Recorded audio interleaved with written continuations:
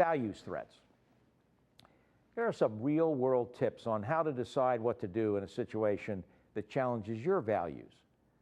It may seem obvious that when faced with a question of fact, always tell the truth. That means if somebody asks you to outright lie, do not, no matter what the rationale. When faced with a question about a colleague at work, avoid value judgments about his or her behavior or personality. The best way to avoid a dishonest or a short on integrity answer about your associates is to simply say, I do not gossip or talk about people. It does not mean you should not have an opinion. It does mean you should keep those kinds of opinions to yourself. The benefit is you do not hurt somebody and you are not forced to say nice things that you don't honestly believe. Be candid, not cruel.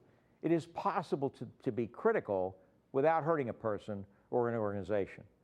When giving leadership feedback, think how you would react to the same feedback. Never knowingly go to work for an organization that has low standards of integrity or ethics. If you discover that weakness, get a new job. Cultures with low standards of integrity and ethics always become hostile to those who choose to live by a higher standard. Never tolerate a breach of integrity in your own behavior. It is imperative to set the standard for your staff. The concept of tone at the top has no tolerance for the old saw, do as I say, not as I do. As Huntsman writes, children observe their elders so they know how to act. Employees watch supervisors, citizens eye civic and political leaders.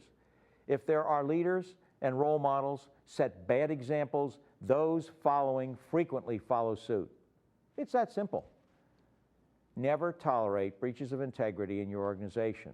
Set a high standard of expectations and hold those who fully accountable. You may choose to forgive, but you should never choose to ignore misdeeds.